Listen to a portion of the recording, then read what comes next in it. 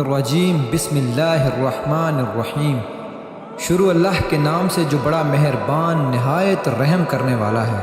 قرب قیامت کا ایک ایسا فتنہ جس کا خوف اور دبدبہ ہر زمانے میں پایا جاتا تھا۔ اس فتنے کا ذکر اگر صحابہ کرام کی مجلس میں ہو جاتا تو صحابہ زاروں قطار رونا شروع کر دیتے اور اس فتنے سے اللہ پاک کی پناہ مانگتے۔ دوستو، آج کی اس ویڈیو میں بات کروں گا اس کائنات کے سب سے بڑے فتنے کی، یعنی دجال کی۔ یہ دجال کون ہے اور دجال حقیقت میں کس شخصیت کا نام ہے؟ دجال کی پیدائش کب اور کیسے ہوئی اور دجال کے ماں باپ کون ہیں؟ اور کیا حضور پاک صلی اللہ علیہ وآلہ وسلم کے زمانے میں بھی دجال موجود تھا؟ دجال اس وقت کہاں ہے اور دجال اس دنیا میں کب ظاہر ہوگا؟ دوستو، ان سارے سوالوں کے جواب آج کی اس ویڈیو میں آپ کو قرآن و حدیث کی روشنی میں بتاؤں گا، لہٰذا آپ سے درخواست ہے کہ میری اس ویڈیو کو پورا اینڈ تک ضرور دیکھیے گا۔ دوستو، نبی پاک صلی اللہ علیہ وآلہ وسلم نے ارشاد فرمایا کہ قیامت اس وقت تک قائم نہیں ہوگی جب تک کہ دجال اس دنیا میں ظاہر نہ ہو جائے۔ دجال کی ظاہری نشانیاں اور شکل و صورت کے بارے میں نبی پاک صلی اللہ علیہ وآلہ وسلم نے ارشاد فرمایا کہ دجال چھوٹے قد کا ہوگا اور وہ بدصورت ہوگا، اور وہ ایک آنکھ سے اندھا ہوگا اور اس کے دونوں پاؤں ٹیڑھے ہوں گے، اور اس کے جسم میں بہت زیادہ بال ہوں گے، اس کے سر کے بال گھنگریالے ہوں گے اور اس کا رنگ سرخ یا گندمی ہوگا، اور اس کی ناک طوطے کی چونچ جیسی ہوگی۔ اور دجال کی سب سے واضح نشانی یہ ہوگی کہ اس کے ماتھے پر کاف فا را لکھا ہوگا، جس کو ہر مسلمان پڑھ لے گا، چاہے وہ پڑھا لکھا ہو یا پھر ان پڑھ ہو، لیکن کافر اور فاسق لوگ اس کو نہ پڑھ سکیں گے۔ دوستو، دجال جب اس دنیا میں ظاہر ہوگا تو لوگوں کے سامنے وہ پرہیزگار بن کر رہے گا تاکہ لوگ زیادہ سے زیادہ اس کی پیروی کریں، لیکن اندر سے وہ کافروں کی طرح ظالم ہوگا۔ دجال سب سے پہلے نبوت کا دعویٰ کرے گا، جب اس کے ماننے والوں کی تعداد زیادہ ہو جائے گی تو اس کے بعد یہ خدائی کا دعویٰ کر دے گا۔ دجال ایک بہت بڑی سواری پر سوار ہو کر پوری روئے زمین پر گردش کرے گا۔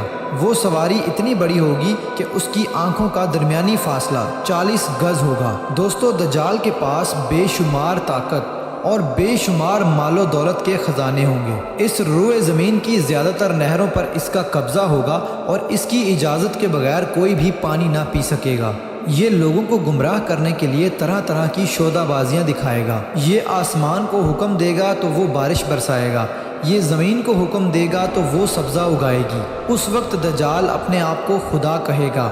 جو لوگ اس کے پیروکار بن جائیں گے ان کو یہ مالا مال کر دے گا اور وہ لوگ عیش و عشرت کی زندگی گزاریں گے، اور جو لوگ دجال کو خدا ماننے سے انکار کر دیں گے تو یہ ان کو قتل کر دے گا۔ دوستو، دجال بجلی سے بھی زیادہ تیز رفتار سے اس زمین کے اندر گردش کرے گا اور وہ دنیا کے ہر کونے میں جائے گا۔ اس وقت دنیا کے تمام کافر اور اسرائیلی لوگ اس کی حمایت کریں گے اور اس کی جماعت کے ساتھ شامل ہو جائیں گے، لیکن جو سچا مسلمان ہوگا وہ اس کو پہچان لے گا اور اس کو ماننے سے انکار کر دے گا۔ دجال پوری روئے زمین میں فتنہ اور فساد پھیلانے کے بعد مکہ مکرمہ اور مدینہ منورہ کی طرف روانہ ہوگا۔ جب یہ مکہ میں داخل ہونے کی کوشش کرے گا تو اس کو مکہ میں داخل ہونے سے روک دیا جائے گا اور آخرکار مکہ سے ذلیل و خوار ہو کر مدینہ منورہ کی طرف جائے گا۔ اس وقت مدینہ منورہ کے 7 دروازے ہوں گے اور ہر دروازے پر اللہ تبارک و تعالیٰ کی طرف سے ایک نگہبان فرشتہ مقرر ہوگا جو اس کو مدینہ منورہ میں داخل ہونے نہیں دے گا۔ اس وقت دجال مکہ اور مدینہ کے باہر کھڑے ہو کر ایک خوفناک چیخ مارے گا۔ اس وقت مکہ اور مدینہ کے اندر جو بھی لوگ منافقین ہوں گے وہ اس کی آواز سن کر باہر نکل آئیں گے اور دجال کے گروہ میں شامل ہو جائیں گے۔ دوستو، دجال 40 دن تک دنیا میں رہے گا اور آخرکار امام مہدی علیہ السلام اور حضرت عیسیٰ علیہ السلام کے ساتھ اس کا مقابلہ ہوگا۔ اس وقت دجال کا لشکر دنیاوی اعتبار سے مسلمانوں سے زیادہ مضبوط اور زیادہ طاقتور ہوگا۔ اس وقت مسلمانوں اور دجالی گروہ کے درمیان ایک بہت بڑی جنگ ہوگی۔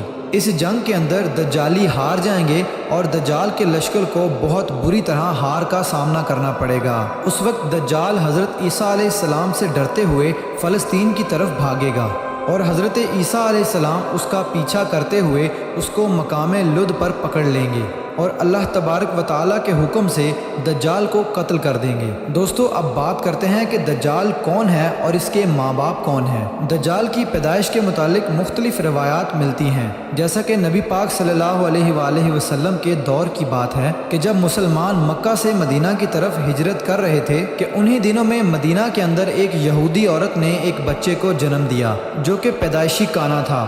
پیدائش کے اعتبار سے یہ بچہ بہت عجیب و غریب تھا۔ بچپن میں یہ بچہ مدینے کے اندر بچوں کے ساتھ کھیلا کرتا تھا اور آہستہ آہستہ یہ بچہ مدینے کے اندر مشہور ہونے لگا اور مدینے کے اندر اس نے اپنے اوپر وحی آنے کا دعویٰ کر دیا اور یہ بچہ لوگوں کے ساتھ عجیب و غریب اور پر اسرار باتیں کرنے لگا۔ جب اس کی ماں کو یہ علم ہوا تو اس کی ماں حضور پاک صلی اللہ علیہ وآلہ وسلم کی خدمت میں آئی اور اپنے بیٹے کا سارا حال نبی پاک صلی اللہ علیہ وآلہ وسلم کو بتایا، اور اس بچے کی ماں حضرت محمد صلی اللہ علیہ وآلہ وسلم سے گزارش کرنے لگی کہ آپ اس بچے کا معائنہ کریں کہ یہ کیا کر رہا ہے۔ ایک دن آپ صلی اللہ علیہ وآلہ وسلم صحابہ کرام کے ہمراہ اس بچے کا معائنہ کرنے کے لیے اس کے گھر کی طرف روانہ ہوئے تو آپ نے رستے میں اس بچے کو انصاری بچوں کے ساتھ کھیلتے ہوئے دیکھا۔ اس بچے کا نام ابن سیاد تھا۔ اس وقت آپ صلی اللہ علیہ وآلہ وسلم کے ساتھ عمر بن خطاب رضی اللہ تعالی عنہ اور دیگر صحابہ کرام بھی موجود تھے۔ اس وقت ابن سیاد بلوغت کے قریب تھا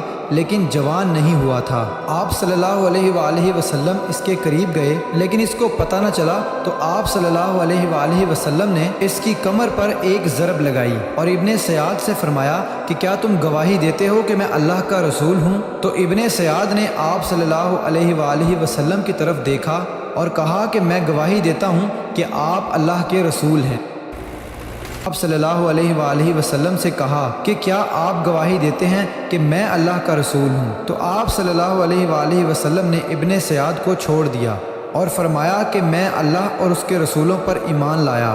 اس کے بعد آپ صلی اللہ علیہ وآلہ وسلم نے ابن سیاد سے پوچھا کہ تو کیا دیکھتا ہے؟ تو ابن سیاد نے کہا کہ میں سمندر پر عرش دیکھتا ہوں۔ تو اس وقت آپ صلی اللہ علیہ وآلہ وسلم نے ارشاد فرمایا کہ وہ ابلیس کی چال ہے۔ تو اس وقت ابن سیاد نے حضرت محمد صلی اللہ علیہ وآلہ وسلم کو بتایا کہ میرے پاس سچی اور جھوٹی خبریں آتی ہیں۔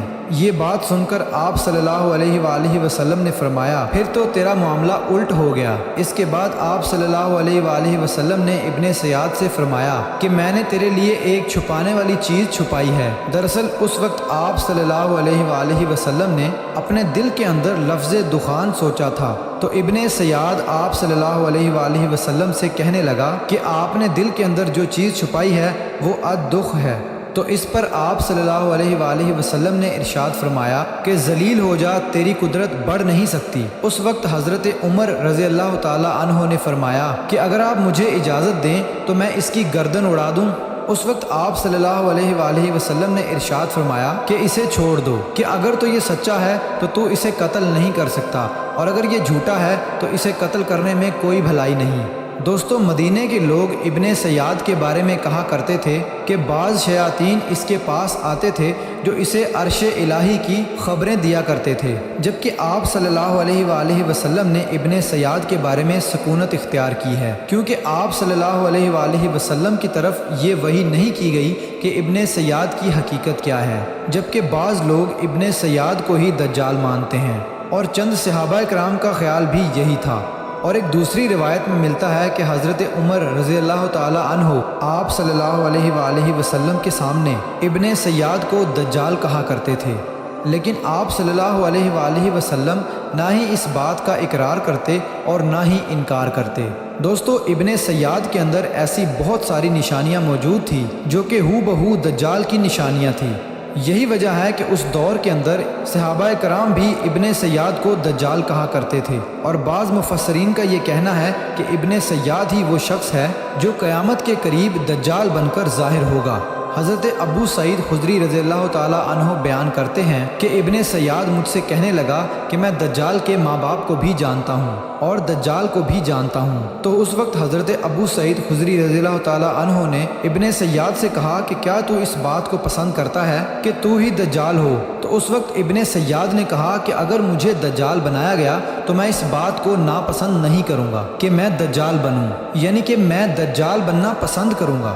دوستو، بعض مفسرین کا کہنا ہے کہ ابن سیاد دجال نہیں ہے، کیونکہ یہ بعد میں آپ صلی اللہ علیہ وآلہ وسلم پر ایمان لے آیا تھا، بلکہ دجال حضرت سلیمان علیہ السلام کے دور میں جنات اور انسانوں کے ملاپ سے پیدا ہوا تھا اور اس کے ماں باپ کو قتل کر دیا گیا تھا، اور دجال کو ایک جزیرے کے اندر قید کر دیا گیا، اور انسانوں اور جنات کے ملاپ سے پیدا ہونے والا بچہ یعنی کہ دجال آج بھی اسی جزیرے پر قید ہے، اور اس کے ساتھ ساتھ شیطان اس کو ہر بات کی وہیں پر خبر دیتے ہیں۔ دجال کی پیدائش کے بارے میں حضرت امام زرکاری رحمۃ اللہ علیہ بیان کرتے ہیں کہ دجال وہ فتنہ ہے جس کو اللہ تبارک و تعالیٰ نے اس وقت پیدا فرمایا جس وقت حضرت آدم علیہ السلام کو جنت سے نکالا گیا تھا، اور دجال کو بنا ماں باپ کے پیدا کیا گیا۔ دوستو، حقیقت تو یہ ہے کہ دجال قیامت کے قریب ظاہر ہوگا، اور اس کی جو نشانیاں ہوں گی وہ آپ صلی اللہ علیہ وآلہ وسلم کی احادیث میں واضح طور پر مل جاتی ہیں۔ لیکن یہ دجال کہاں ہے اور یہ کہاں سے آیا اور یہ کیسے پیدا ہوا اور اس کے ماں باپ حقیقی طور پر کون ہیں، اس کے بارے میں کسی کو کوئی علم نہیں ہے۔ اس کا علم صرف اللہ تبارک و تعالیٰ کی ذات کے پاس ہے۔ اللہ پاک ہی بہتر جانتا ہے کہ دجال حقیقت میں کون ہے اور وہ کیسے پیدا ہوا۔ اللہ تبارک و تعالیٰ سے دعا ہے کہ اللہ پاک اپنے پیارے حبیب حضرت محمد صلی اللہ علیہ وآلہ وسلم کے صدقے